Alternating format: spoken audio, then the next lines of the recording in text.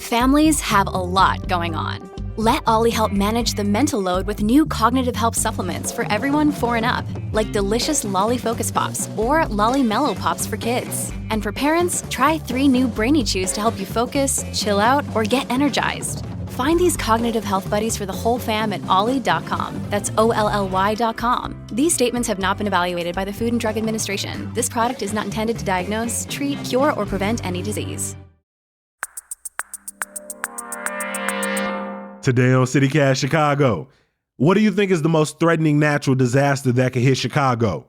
Blizzards, tornadoes, wildfire smoke? Well, the actual answer is flooding. Yeah, like the kind we saw last summer.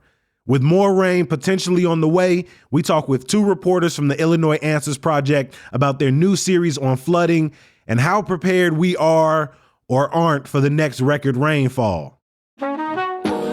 It's Monday, April 22nd. I'm Jacoby Cochran, and this is what Chicago's talking about.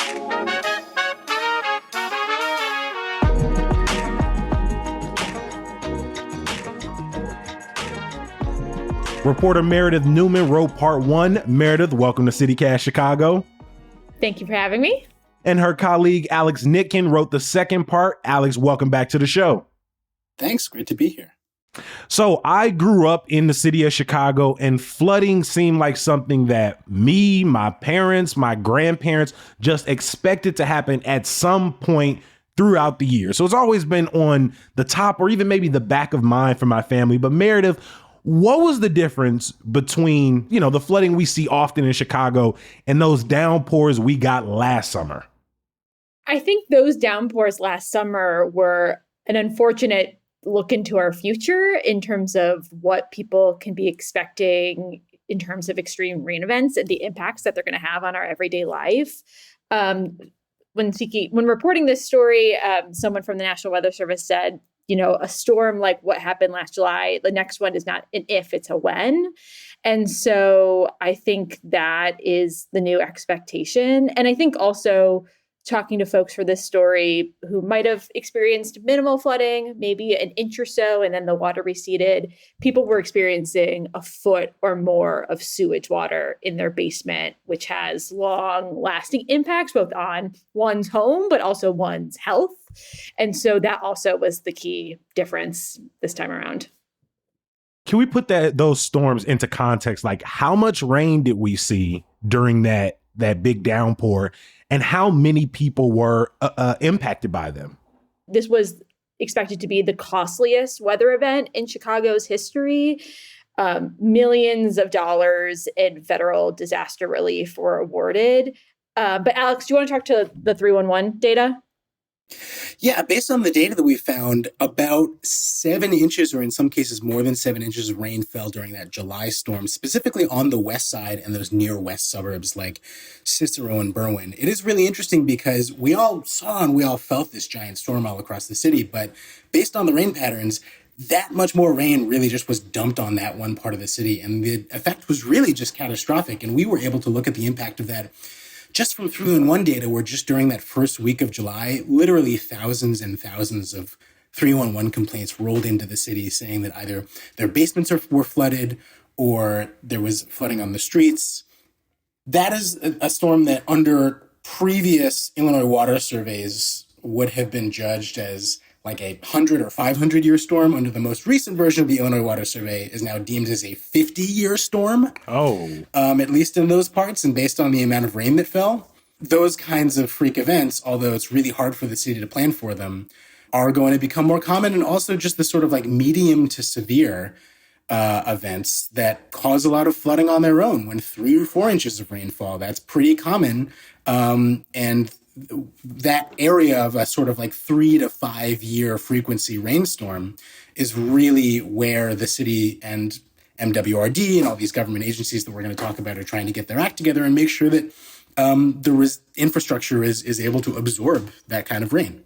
Meredith, I want to ask you a quick question, because when I think natural disasters across the country, right, I've seen devastating videos of wildfires that are just like wiping out entire communities. I see the tornadoes and the impact they can have as close as central Illinois. But when I talk about flooding, even as I started this conversation, I speak about it as something that is casual or something that is, it's expected to happen in your apartment basement or in the basement of your house in Chicago. But like when we really talk to families, what is at stake when we're talking about record rainfall? How does that impact someone's day-to-day life? For the families that I spoke to, the storm happened last July, so about 9 months ago, and they are still struggling to pick up the pieces.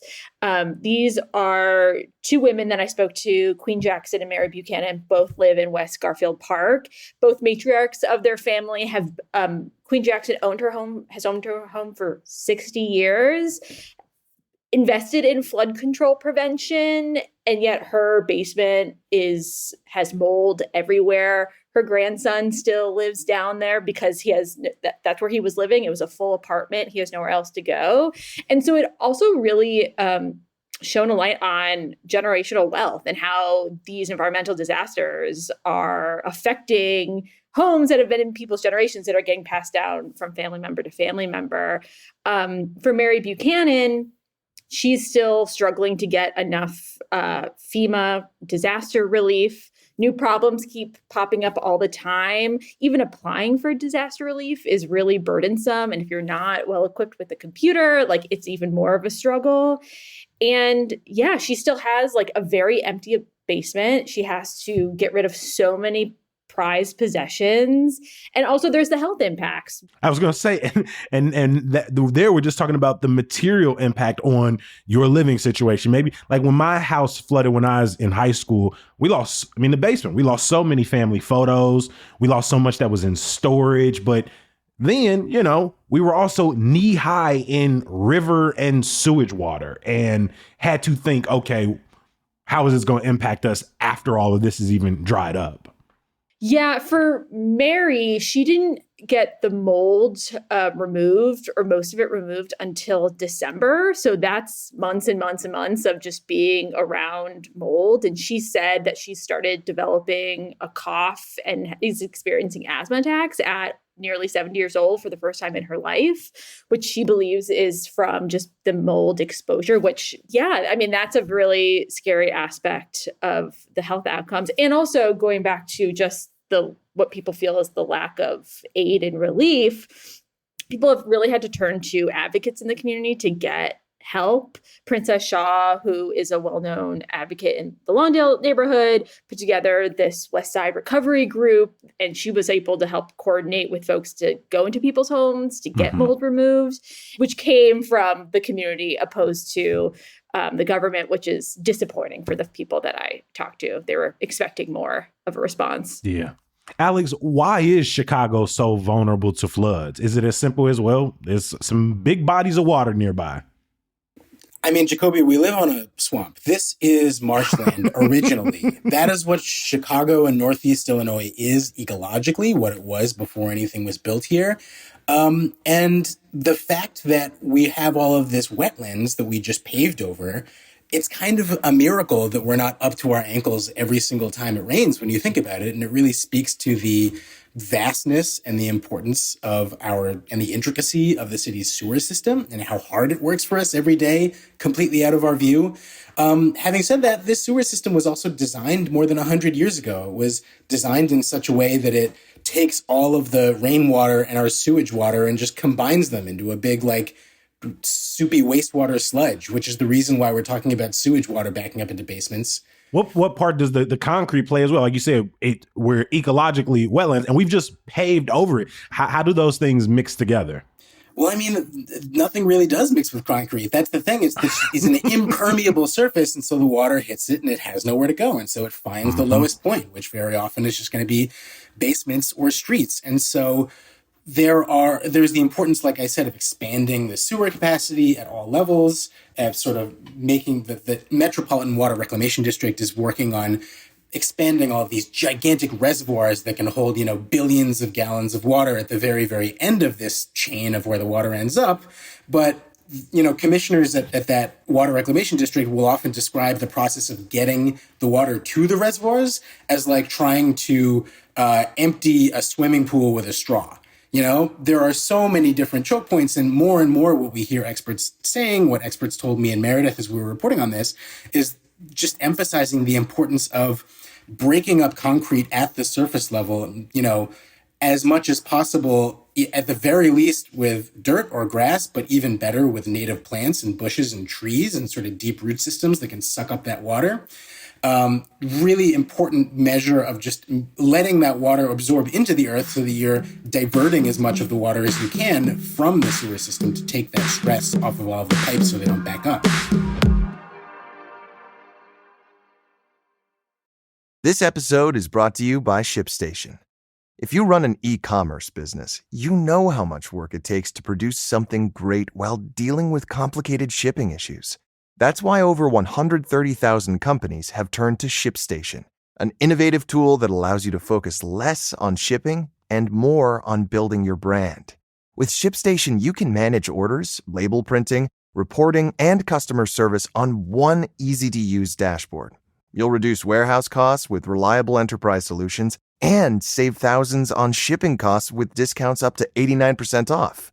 Plus, you can effortlessly import orders from everywhere you sell online. So, turn your shipping challenges into opportunities for growth. Go to ShipStation.com and use code POD to sign up for your free 60-day trial. That's ShipStation.com, code POD. We talked a lot about the people struggling to get help after the floods, but there are ways to prevent or diminish the damage that happens during these big rain events. Who is responsible for flood mitigation in Chicago?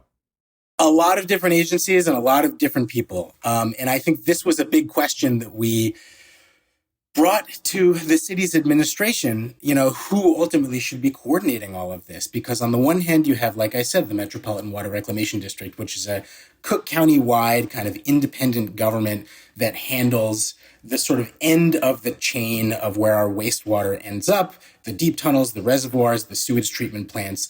Then you have the Department of Water Management, which has jurisdiction over the kind of more localized surface level sewer pipes that the water from our houses drains into. But then you also have OEMC at the Chicago level, which is responsible for reacting to emergencies like this. You have the Department of Transportation, which oversees the city's Green Alley program that I wrote about, which is the only real kind of surface level citywide drainage program that the city has.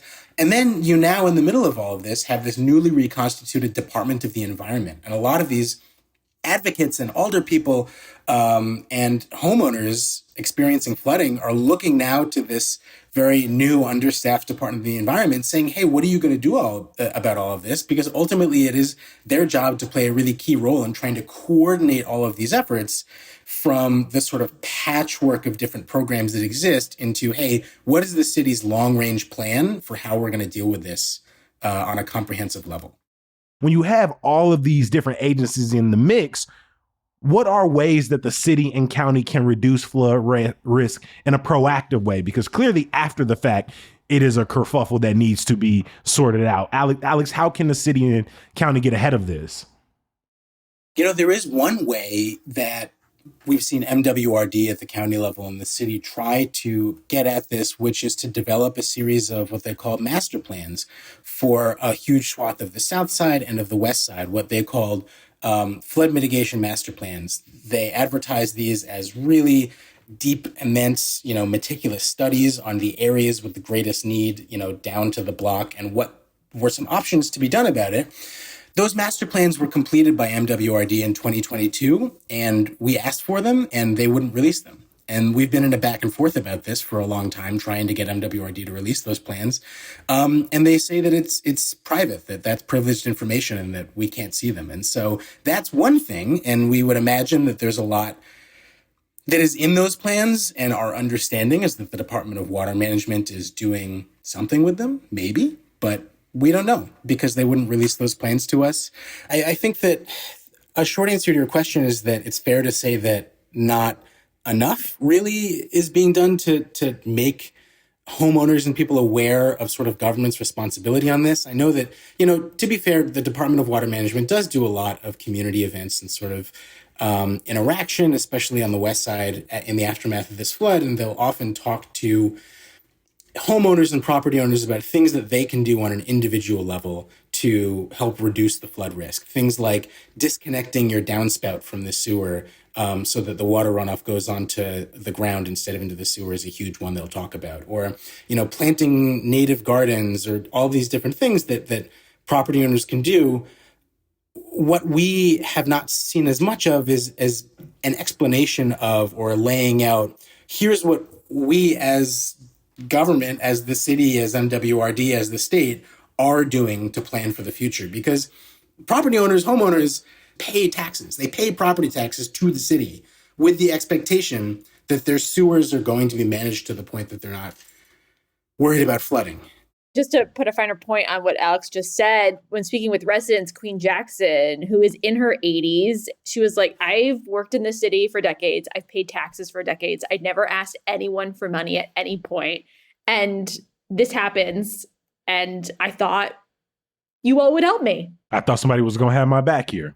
Correct. And so I think that's a frustration among a lot of people. And I think also, again, with our climate crisis and the state of the infrastructure, people think it's like, oh, that affected the West Side, so it won't affect me in my neighborhood, when it's coming for all of us. Like, it's not a matter of if, it's a matter of when. And a top-down approach will lead to more accountability, because in your Green Alleyway story, for example, it was started by the old Department of the Environment, but now it's basically up to alders to use their individual ward budgets, which leads to, right, more inequity. Meredith, at the risk of sounding naive, right? At the top of this conversation, we've been saying it. Flooding has been an issue in this city. It will be an issue for the city. Why? Built on a swamp, as Alex pointed out. But we've known about this for a very long time, that it's only getting worse. Given that the city's original environment department was thinking about this more than 20 years ago, how the hell we get caught off guard last summer? I don't know. That's a good question. I mean, the thing about, like, in terms of actual storms themselves, from what experts tell me, is that with this type of flooding, it's hard to predict where the actual storm is going to hit maybe a few hours before. Where if a river is flooding, that's easier. The town can prepare a couple days advance. But with flash flooding, it's much tougher. So that's one aspect of it. But I think it goes back to the long-standing issues of infrastructure and, the stuff that Alex hit on. I think part of what is missing is that vacuum that has been there, where the Department of Environment did not exist between 2012 and 2023. And this is a model that we've seen and have been trying to draw attention to across many different functions of city government. We were talking about this with building safety. We're talking about this with bike lanes, right? Where everything is responsive. The way that the city plans for things is not to plan for disasters, but to wait until there are complaints and then respond to the complaints. And you could talk about how the ways in which that is tied in with the sort of aldermanic prerogative and ward-based system. But a lot of it is just that there's a real general lack of coordination and sort of proactive forward thinking on the city's part, in part because it would require a lot of strategic thinking that doesn't let each alderman tailor a unique solution to their own ward. Meredith, for folks listening, maybe it's my homie out in North Lawndale, or my mom over in Calumet Heights whose basement flooded last year. Right, they're not going to want to leave this conversation just being like, all right, well, there's a ton of people I could call and none of them will have the answers, right? Can we point them to any resources on whether it's how to better prepare their own homes or apartments for flood season, or ways to advocate for broader investments? For those on the West Side Long-Term Recovery Group run by Princess Shaw is a great place to start in terms of immediate need. Alex, I'm sure you can speak to other stuff, but I think it's also just like getting involved, talking to your elected officials. I think call your alderman, call your state rep, call your commissioner, tell them that you're concerned about this, and ask them both what is being done for me, but also sort of what is the city doing overall about this, One way is to show up to Metropolitan Water Reclamation District candidate forums and ask them about this kind of stuff, because that's a political race that flies under the radar that we don't often think about. But hey, here's why it matters. I was like, we just had a primary for that. I wonder if people realize the relationship between that race in a scenario like this. Absolutely. And I think that the first step is just sort of being aware of this as an issue. Suddenly I'm like, every time it rains, I'm just like, since reporting on this story, I'm just like looking at the world with new eyes and like, where is pooling happening? Like noticing which downspouts are disconnected and which downspouts are connected into the sewers, and just being aware of this and using that to inform, how you vote, how you advocate, and just your understanding of the rich tapestry of, city services that are owed to us as taxpayers.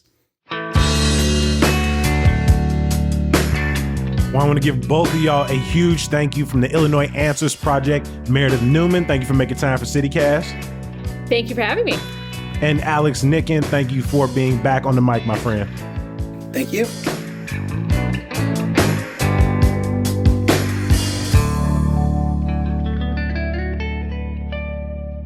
You can find links to Meredith and Alex's story in the show notes. More parts of the flooding series are expected in the coming weeks, including stories about other flood prevention programs. Find them at illinoisanswers.org. One more thing. Some good news. Our friends over at the Chicago Reader are hosting their Best of Chicago celebration at Lincoln Park Zoo this Thursday. If that sounds familiar, that's because y'all have helped vote us their best podcast for the last 3 years, and we appreciate everybody involved. The party is going to feature great music, great food, and even better people. Check the show notes for more info. As always, we appreciate you for listening and reading. We're going to be back bright and early tomorrow. We'll talk to you then. Peace.